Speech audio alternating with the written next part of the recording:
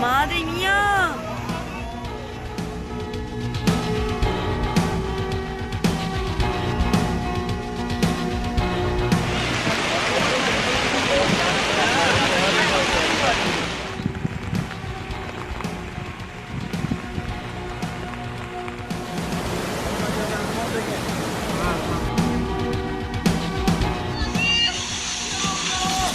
Bravo, mana.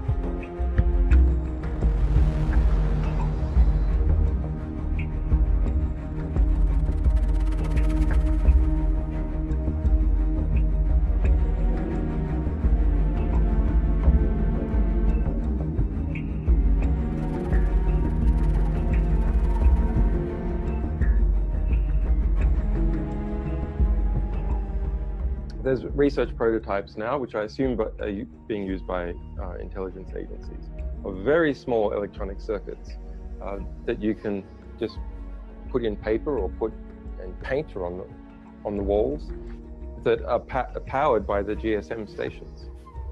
And they operate as the GSM radio wave passes through them. It gives them enough power for a very small amount of time to do things.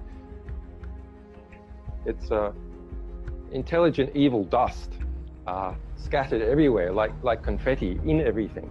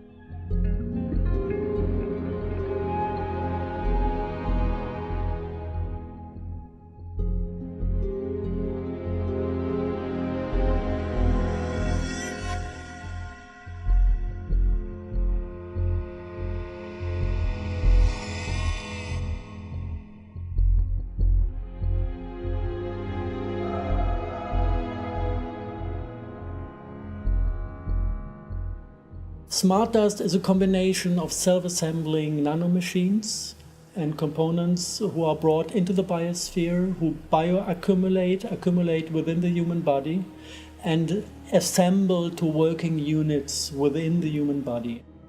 For what reason? Surveillance. Mm-hmm. They can, parts of the system are taking again, it's all about light within the cell system. They take out the light from the cells exchanged between the DNA strands and turn it into an electromagnetic signal, which is detectable via satellite and ground stations. So all they need is to kind of identify your DNA fingerprint, light fingerprint, with your name, and then they can watch you 24 hours a day. So we are running a GPS system? Yes, yeah. Basically. This is one part. The other part is if you reverse the system, you can take an electromagnetic signal, put it into this smart dust within the body, and it will produce light and will start influencing the light exchange within the DNA system. And this can touch basically all aspects of being a human creature. It goes into the emotional part, it goes into sexuality, it goes into thoughts, so you can mind control and sex control people. You don't even realize it, Yeah, that's right. because everything feels natural. You don't realize you are infected by the smart dust, you don't realize that somebody is influencing you because you think it's you. And suddenly you feel anger and rage, and you start a revolution out of it, and you don't know that it's kind of CIA starting the next color revolution.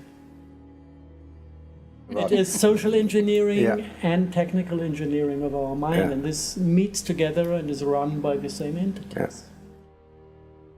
This is part of the game, kind of. Many things that appear irrational to us. Like the discussion about genetic modified crop, the discussion about glyphosate by Monsanto, which is obviously poison as hell, and the state authorities just deny and do not do their duty to protect us from this. The opposite, we are stuffed up to here with these poisons. The way they talk about vaccinations and insist on putting mercury on top of the vaccines. And this is all part of this biological engineering, because not all the components can be sprayed, so they need certain other mechanisms to introduce certain components into our system to turn it into a biological environment that is accepting and growing these parts of the artificial biology that play a role in the self-assembling nanomachines. So it's a very complex thing, attacking from completely different sources where you wouldn't even have the idea to look for a connection. Like, how do you connect agriculture with intelligence communities, with smartness? How do you connect medical treatments, which are officially done For the to health. protect us Yeah, from disease, with the interests of the intelligence community? People are doing this, messing around with our mind in a way that we are not able to put together the pictures anymore.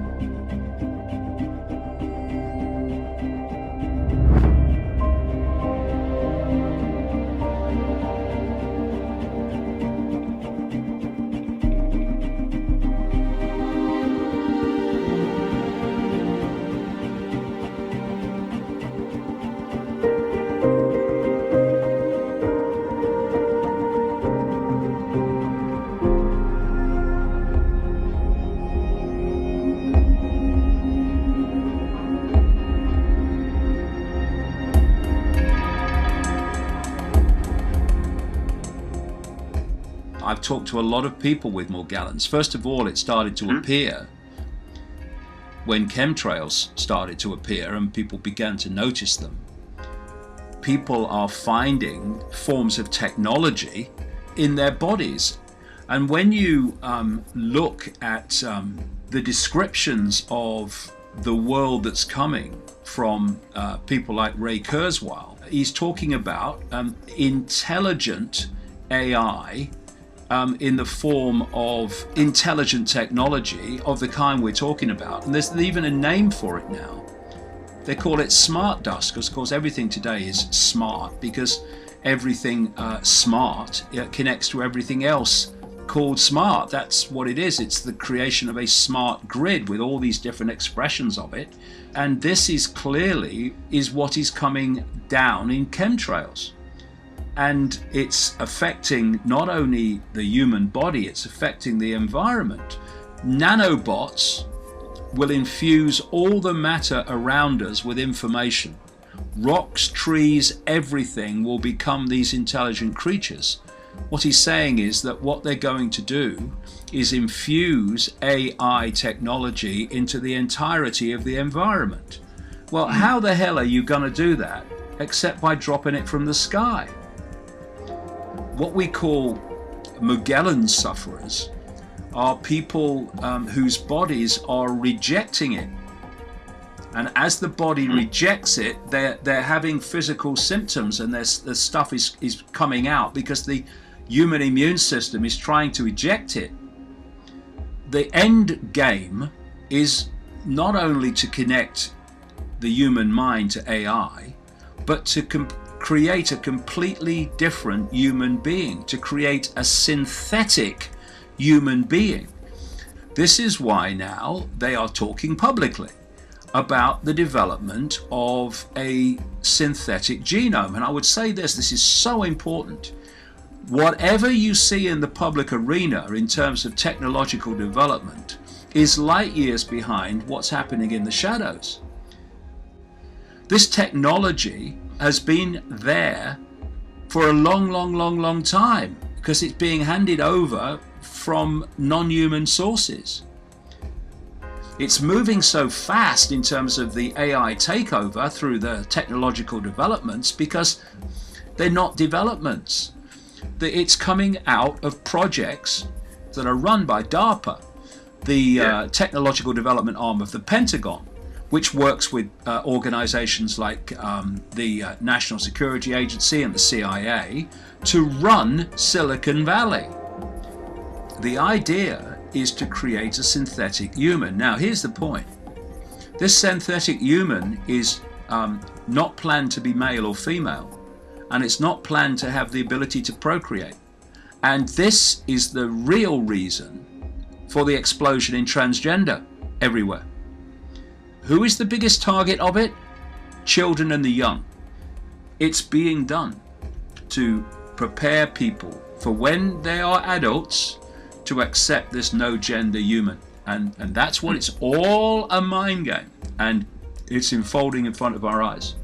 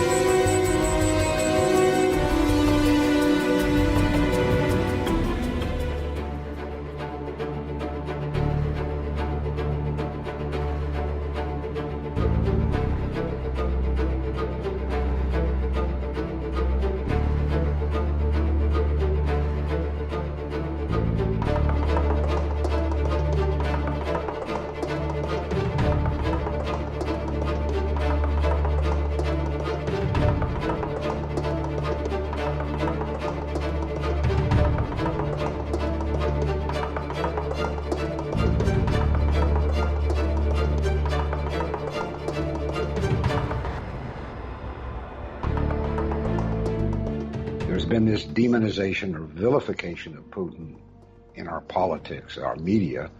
So I decided to look at this demonization of Putin as an institution. And what I discovered was that it rests on about 8 allegations, none of which, to my knowledge, are verifiable. The reality is that Gorbachev, the last Soviet leader, was the father of modern-day Russian democracy. In the 1990s, under Yeltsin, grievous, if not fatal blows, that's not yet clear, were dealt to the democracy that Gorbachev had created. That happened under Boris Yeltsin, who was much beloved in Washington. Not at all under Putin. 4 years ago, the American media began to refer to Putin as an autocrat. Now, the political science meaning of autocrat is a despot with absolute power who can impose his personal will as policy on a country or a political elite.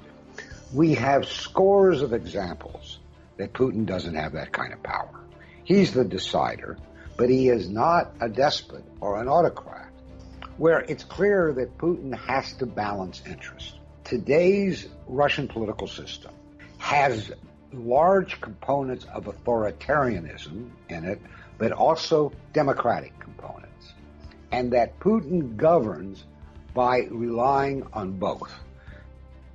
The kleptocratic, oligarchical elements of today's Russian economy also were created not under Putin, but under Yeltsin during the 1990s.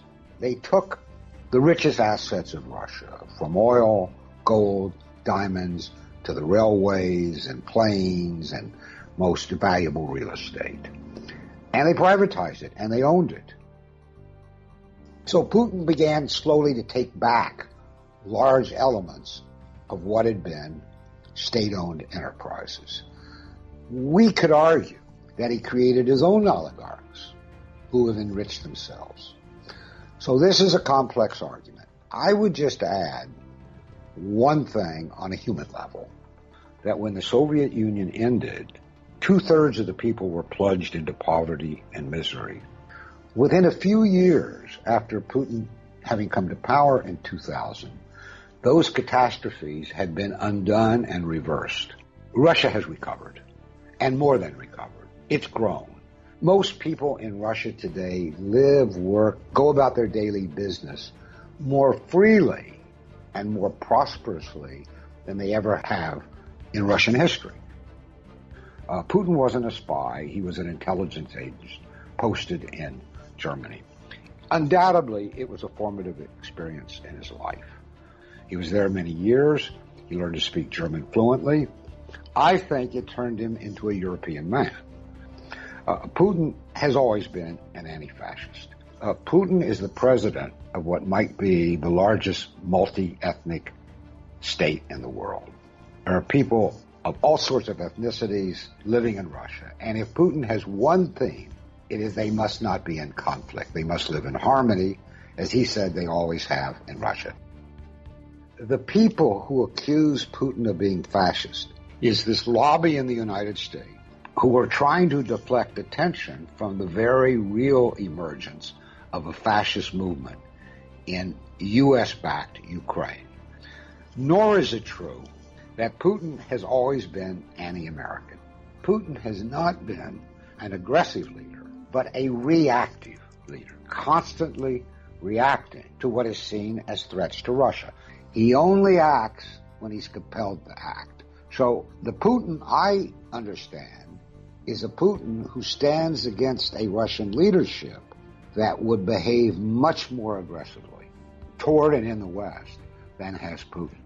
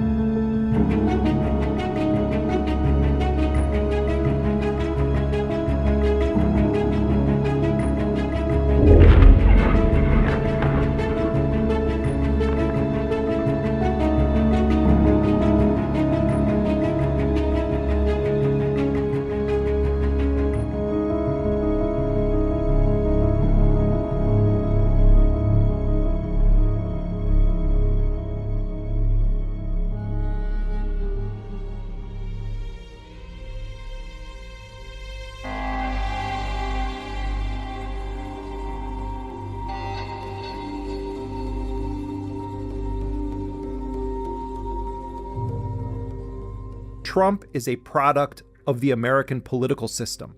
When you strip down or strip away the buffoonery and the arrogance and the lies, and you look at the U.S. position in the world on foreign policy, Trump is basically in line with the political strategy of the empire politicians, of the elite. The world has long watched in horror as the United States has pursued its imperial march. Trump has made it okay to openly mock it. And while Trump does indeed lie about anything and everything, he simultaneously engages in the big lies. That is why America will always choose independence and cooperation over global governance, control, and domination. I honor the right of every nation in this room to pursue its own customs, beliefs, and traditions. The United States will not tell you how to live or work or worship. We only ask that you honor our sovereignty in return. This is a big lie. It's a lie that has been told throughout the history of the United States. The U.S. has never honored the right of nations to pursue their own customs and beliefs. The U.S. invades countries, sanctions them, bombs them, overthrows governments, interferes in elections, assassinates people across the globe. These are the lies that bind Trump to his predecessors. These are the permanent lies of the ruling elite of this country.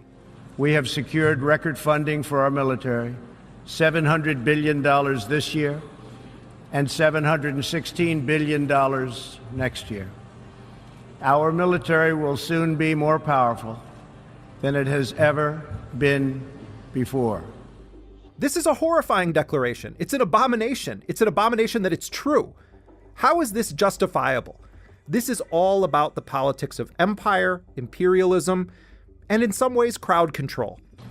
The United States will provide no support and recognition to the International Criminal Court.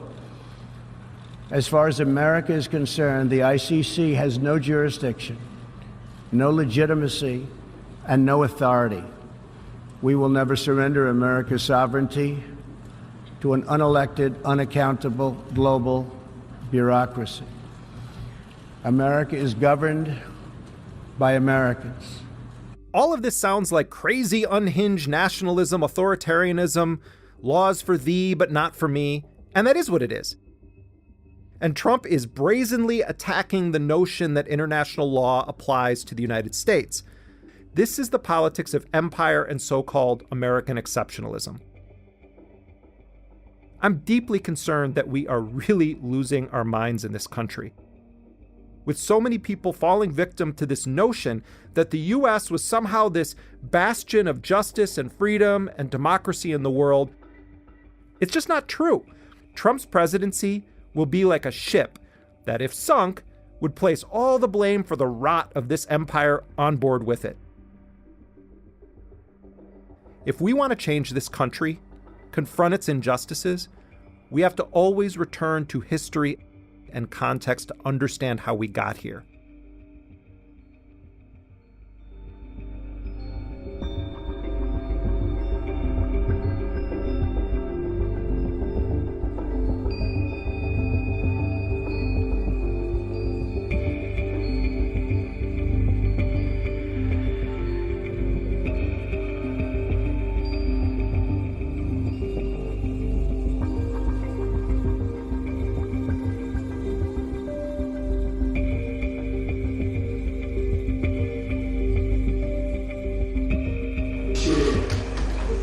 Recently, the US has continuously been escalating the trade frictions with China and has taken a series of actions that infringe China's legal rights and interests on the Taiwan issue.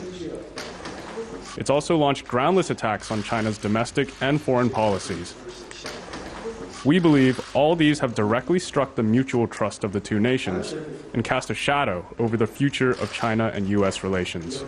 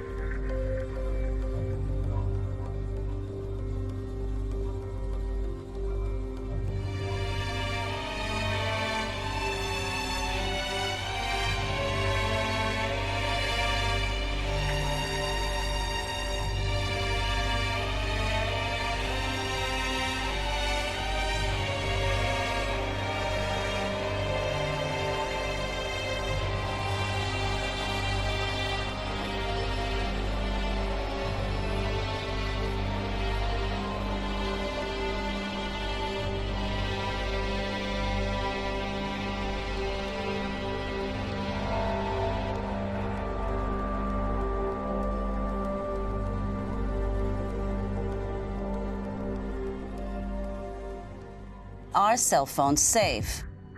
Well, a new investigation by the Nation suggests that's a question that cell phone giants prefer you don't ask. The article by journalists Mark Hertzgaard and Mark Dowie is headlined, "How Big Wireless Made Us Think That Cell Phones Are Safe." Our piece is an investigative expose showing you how the cellular industry has worked for 25 years behind the scenes to convince you that cell phones are safe, when in fact, if you look at the independently funded science, the picture is a lot more mixed than that. There's that smoking gun letter, I should say, from George Carlo in 1999 telling the CEOs of all these big companies, look, this stuff is raising serious questions, especially about kids and cancer and genetic damage. And I think that's the real parallel with both big oil and big tobacco. In each case, these big companies were told privately by their own scientists that there's serious questions about your product, whether it be cigarettes or fossil fuels or cell phones. And in each case, those executives decided not to share that with the public, but rather to keep that information to themselves while telling the public and telling the press and telling policymakers there's no problem. Our industry has gone out and aggressively asked the question, can we find a problem? And the answer that has come back is that there is nothing that has come up in the research that suggests that there is a linkage between the use of a wireless phone and health effects. To say that they found no such evidence, that was an absolute lie. The term that they use is wargaming. They have wargamed the science. That comes from an internal memo in 1994 from Motorola. Wargaming means a number of different things. It means funding science that is friendly to industry. It means discrediting science or attempting to discredit scientists that are critical of industry. And it means trying to put industry-friendly scientists on key advisory boards, such as the World Health Organization. The main thing you can do as a consumer is to minimize your use of your cell phone. Use a landline telephone whenever you can. And if you must use a cell phone, always use earbuds and use it for as little time as possible. Don't go on and on. Have your phone call and complete it.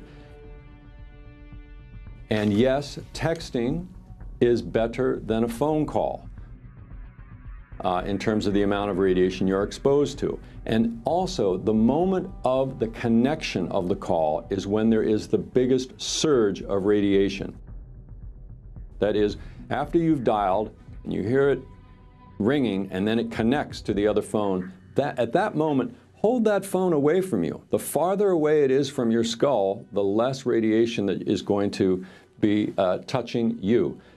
Part of the reason that we're down this road the way we are so far is that we did not test cell phones back in the 1980s before they went on the consumer market, and we're about to make that same mistake again with 5G technology.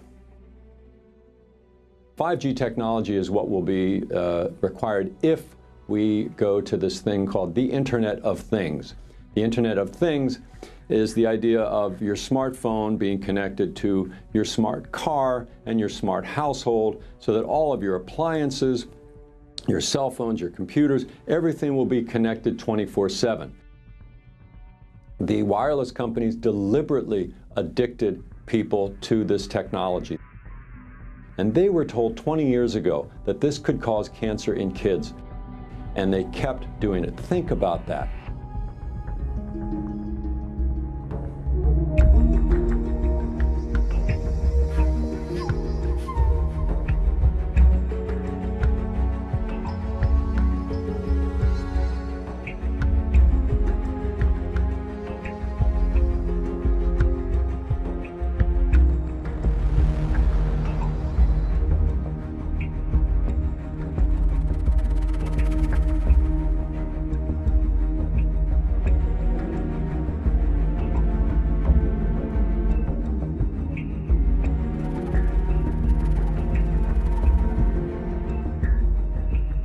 Wi-Fi broadcasts at 2.4 gigahertz.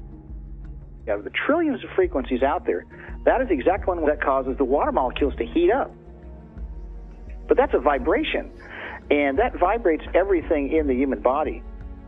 And it also results in electromagnetic fields being generated in the body. And when we're full of metals, like the metals that are being sprayed on us from the sky that's modifying the weather and modifying us, it's basically getting the metals into us to make us into conductive, reflective parts of the grid. But there's a new Wi-Fi coming, and it's called Y-Gig. And the new Y-Gig broadcasts in the millimeter band 60 gigahertz. It just so happens that this frequency they're going to use for the new Wi-Fi is the exact frequency in which the oxygen molecules begin absorbing. Now, why is this significant? Your body pulls oxygen out of the air, and it binds to a compound in your blood called hemoglobin. When you hit these oxygen molecules with this electromagnetic frequency, that affects the hemoglobin's ability to bind the oxygen. This is a serious problem because what happens when you're in a field of 60 gigahertz emissions and you're breathing that air, your body is not getting the oxygen to carry to the cells. The possibilities for inducing illness are endless. Then you combine this with the following. We've got smart meters outside. Those are broadcasting. You've got the cordless phones. You've got the cell phones. You've got this Internet of Things that's coming. But here's the problem. Those are the crowd control frequencies. Those are the frequencies that have been used and developed by the military to make people collapse, make people hear voices, make people pass out and lose the use of their extremities, burn their skin. And what we're going to have is that they're going to induce these bizarre illnesses with these frequency manipulations. I believe they're going to use that as a pretext for forced vaccination. You don't have to use wireless. Wireless is not necessary. You need to unplug all your wireless devices in your home. Hardwire your home. Go back to Ethernet connectivity. Hook up the cables to your computers. Another thing, the microwave exposure from the Wi-Fi creates an insomnia condition because it suppresses melatonin, tricking the body into thinking it's still daylight. So it doesn't secrete the sleep hormone. This stuff is stealth. I mean, people are not aware. This is an invisible weapon. And I believe what's happening right now is another attempt to bring the next level to fruition, and that is to induce illness on the unsuspecting masses. And all of this ties into an agenda to cull humanity and get us under their thumb with medical tyranny and reducing us to being sick and servile.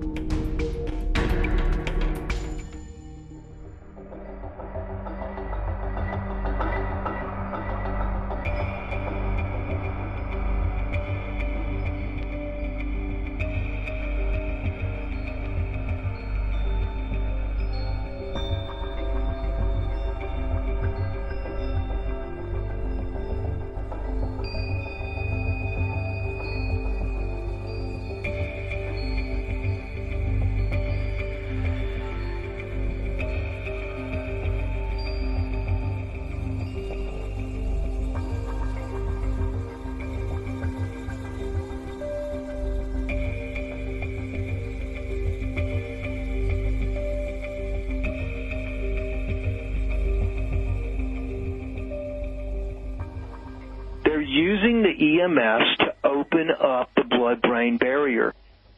So think about all the nanoparticles that they're putting in the chemtrails, the nanoparticles that they're putting in flu shots, vaccinations that are in the air. You can have biochips in the nanoparticle size. Then you can control those. But the problem there is, how do you get those into everybody's brain? Well, guess what? You do it through EMFs. So the electromagnetic frequencies make the blood-brain barrier permeable at even low doses. So not only do they make the brain permeable, but they also make the gut membrane permeable as well. Kids putting their iPad on their belly can sterilize little girls, and it actually hardens their eggs and prevents them from becoming pregnant later on. Now think about that. So how is that girl going to get pregnant 30 years from now? Well, the only way they're going to be able to get pregnant is through in vitro fertilization, right? It's focused in connection with Agenda 21. It's the silent warfare that's going on.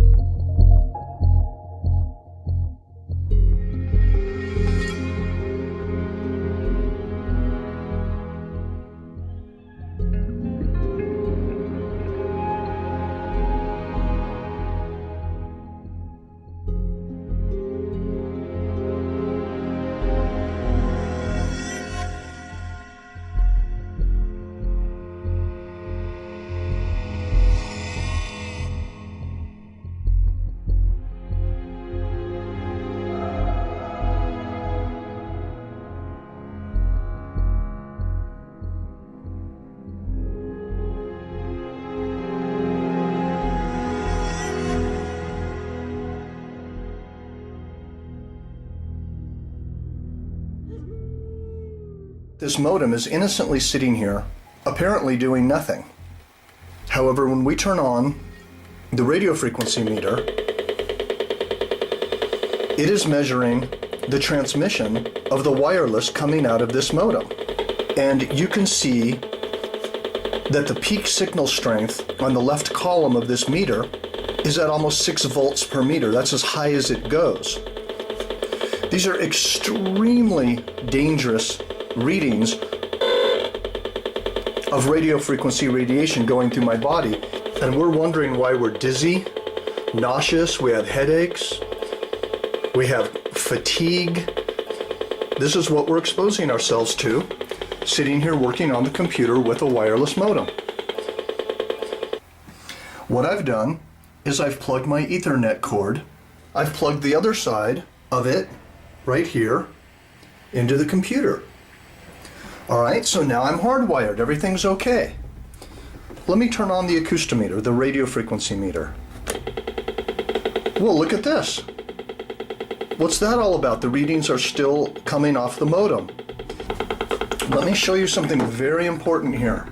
This is the AT&T website where I need to go to actually disable the modem. So I go up here, I turn it off, I save it, and now look what happens to the acoustometer. It's still on, and there's no reading. See, now the wireless modem is disabled. So please don't think that with your modem, just because you have an Ethernet cord plugged into it, that the wireless function is disabled. It's very important to disable the wireless function through the software, or you need to call your internet service provider and ask them how to do it. This will really help your health. I can't emphasize this enough.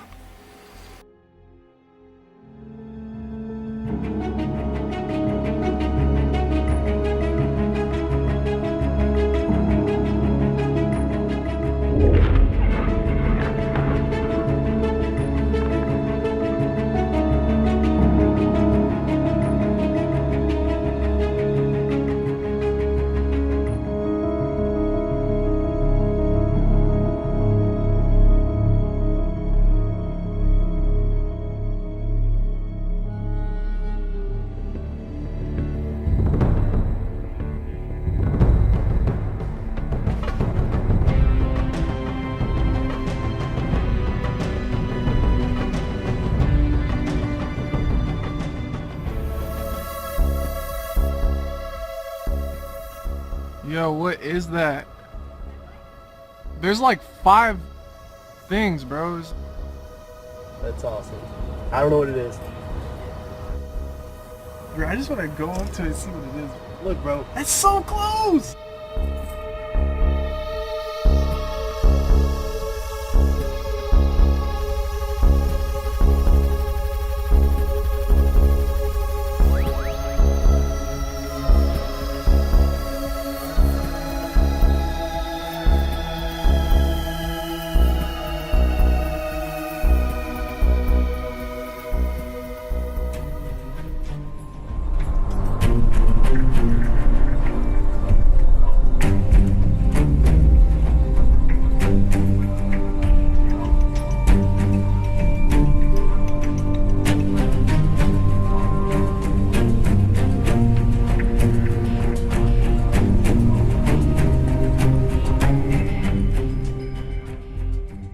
What is happening? Our sun is huge in this story, okay? What's going on in the sun is affecting all the planets in the solar system.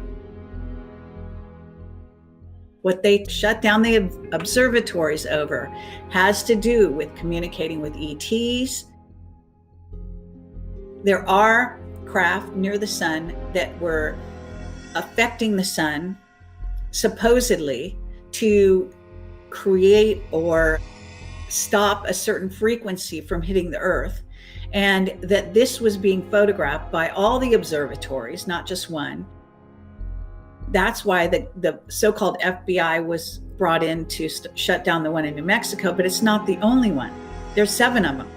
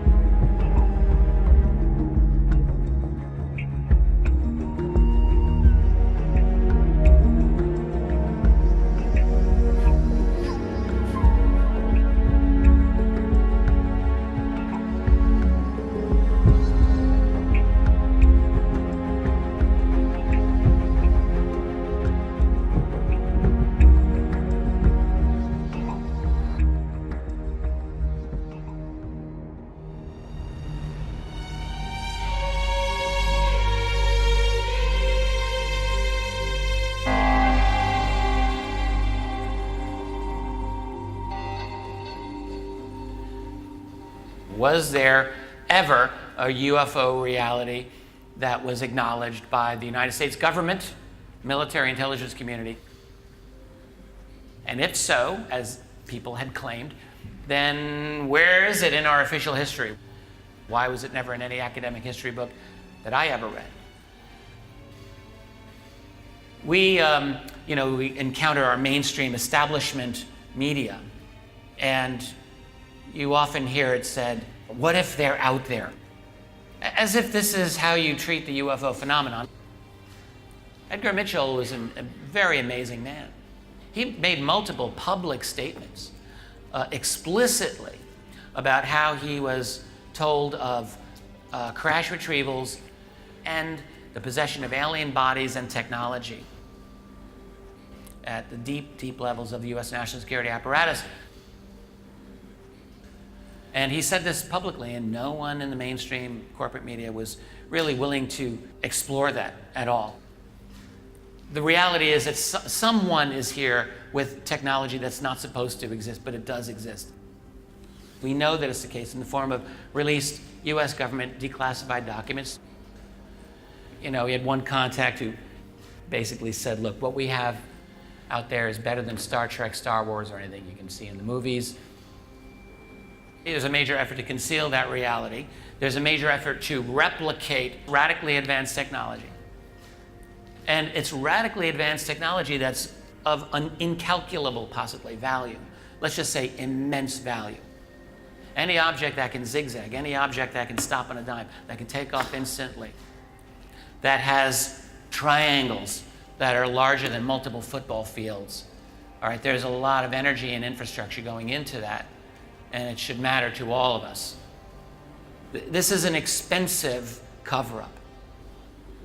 Sometimes people think, well, why does it matter? It doesn't affect my life. It does affect your life.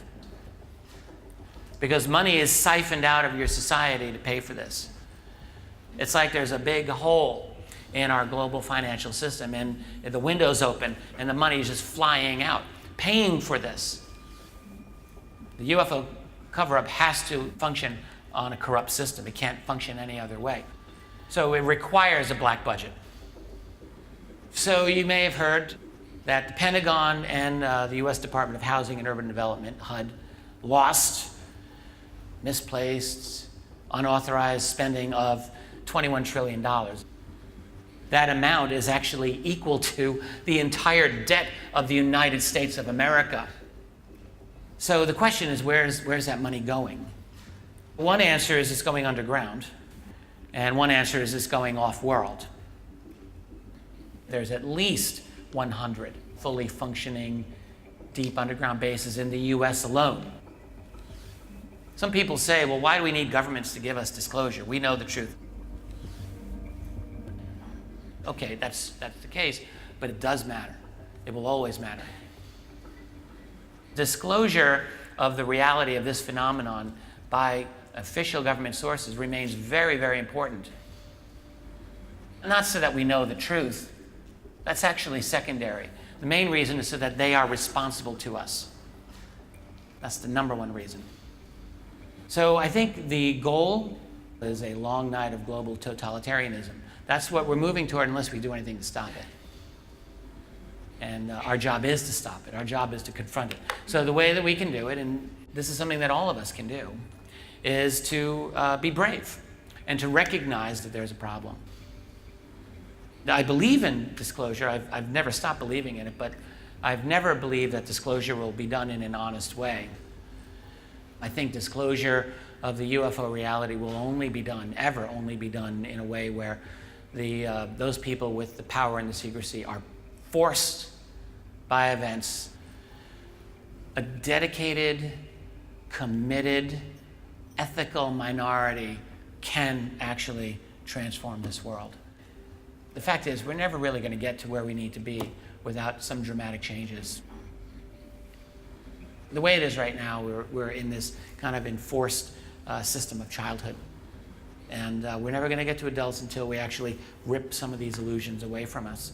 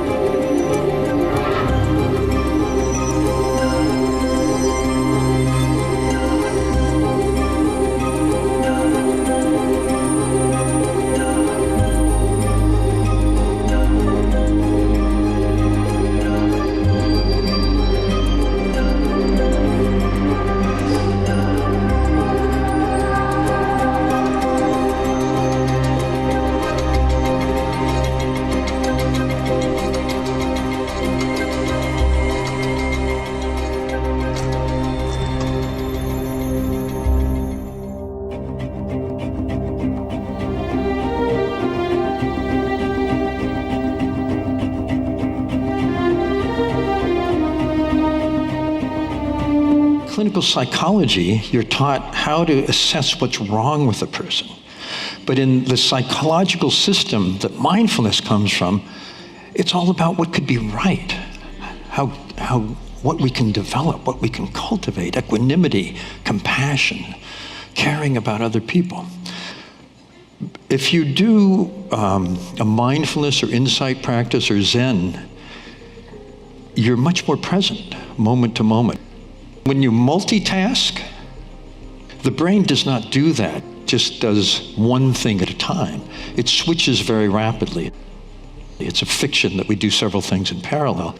And if you were concentrating on that one really important thing you have to do today, and your concentration is up here, and then you think, oh, I better check my email. People check email more than 70 times a day on average. Or I'll do this and this and this and this. And you start surfing or wandering Facebook, and then you say, oh yeah, I have to do that thing. When you go back to it, ordinarily your concentration that was up here is now down here.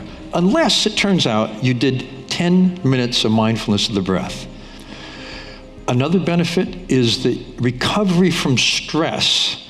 The scientific way of thinking about stress and resilience is what's the peak of the cortisol and how long does it take to return to calm? That's the operational definition of resilience. And the longer you've been a meditator, it seems, the quicker that recovery becomes. The longer you've been a meditator, generally, the stronger the benefits become. So there's an attentional benefit, a stress benefit. One of the things that we're a little bemused by is that all of the spiritual traditions from which these meditation practices have come to America talk about how important it is to be selfless, to deconstruct the self, not to be I, me, mine focused. That turns out to be the least studied phenomena in all of the meditation research. Somehow in this culture we don't really care that much about it. We rather increase our attention, our focus, recover better from stress. I'm not saying that's a bad thing. It's a good thing if you're stressed and you're distracted. But it turns out there's a higher goal that is not often talked about. There's a remarkable effect with the loving kindness meditation. So in loving kindness, you wish well yourself and people you love and people you know in an ever-expanding circle. And it turns out this has very beneficial effects on the brain. And in fact, the research on practices that encourage a loving attitude seem to have a more powerful effect right at the beginning than any other kind of meditation. It's as though the mind wanted to learn to love better. This is very important, I think, for society, for our lives, for our communities, for our families. We put our children in an environment every day where they're rewarded individually for doing better than other kids. And so kids become competitive and very self-centered.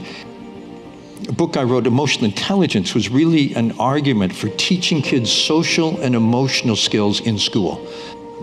Meditation of every kind, mindfulness included, is mental fitness. We put a lot of time into physical fitness, but think about making the mind stronger, strengthening attention, strengthening your simple ability to control what's going on in your mind.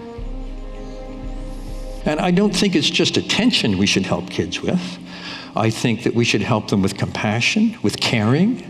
I also happen to think we should teach them systems thinking, because this generation of children is going to encounter a world where the systems we take for granted, like the environment, are going out of control. Going to need to be pretty sophisticated in how they handle it. Therapies that are based on mindfulness, like there's one called mindfulness-based cognitive therapy, turn out to be as effective for anxiety and depression as medications. Now, you may not have heard that before, and there's a good reason. No pharmaceutical company will make a penny from this fact. However, it's important to know. So mindfulness and meditation is a mental fitness exercise, a mental fitness practice, I think should become universal.